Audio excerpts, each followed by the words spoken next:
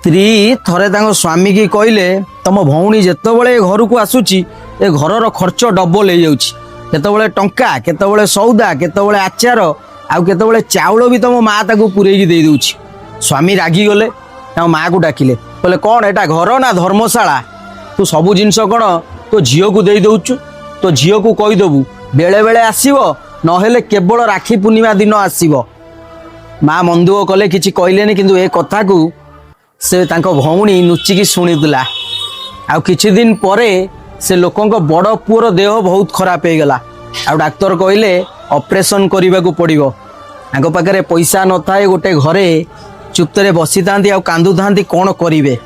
ସେଇ ସମୟରେ ତାଙ୍କ ଭଉଣୀ ଆସିଲା ଆଉ ଭାଇ ମୁଣ୍ଡରେ ହାତ ବୁଲେଇଲା, କହିଲା ତୁ କାହିଁ ମନ ଦୁଃଖ କରୁଛୁ, ମୁଁ ବା ଅଛି। ହେଇନେ ତାଙ୍କ ସୁନା ଆଉ ଯାହା ଟଙ୍କା ଦେଲେ, କହିଲେ ସୁନା ବିକିଦେବୁ, ଟଙ୍କା ମିଶେଇ ପୁଅର ଦେହ ଭଲ କରିବୁ, ଆଉ ତତେ ମୋ ରାଣ ଏ କଥା କାହାକୁ କହିବୁନୁ। ସେ ଭାଇ ଜାଣିପାରିଲା ଯେ ଭାଇ ଭଉଣୀଠୁ ସମ୍ପର୍କ ବଡ଼ କିଛି ନାହିଁ, କାରଣ ଆମେ ଭାଇ ଭଉଣୀ ଗୋଟାଏ ମା ପେଟରୁ ଜନ୍ମ ହୋଇଛେ, ଛୋଟରୁ ବଡ଼ ହେଇଛେ ଆମେ ଦୁଇ ଜଣ ସାଙ୍ଗ ହେଇକି। କିନ୍ତୁ ଯଦି ଭାଇର ସ୍ତ୍ରୀ ଆଇଲା କି ଭଉଣୀର ସ୍ୱାମୀ ଆଇଲା, ଆମ ଦୁଇ ଜଣଙ୍କ ଭିତରେ ଅଲଗା କରିଦେଉଛନ୍ତି ସେଇମାନେ। ଏଇ ଜିନିଷଟାକୁ ଜଗ।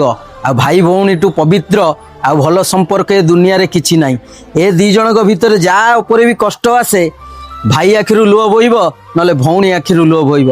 ଯଦି ଭାଇ ଭଉଣୀ ତମ ଭିତରେ ଠିକ୍ ଅଛି, କମେଣ୍ଟରେ ଜୟ ଜଗନ୍ନାଥ ଲେଖିବ। ଜୟ ଜଗନ୍ନାଥ, ଜୟ ଭାରତ।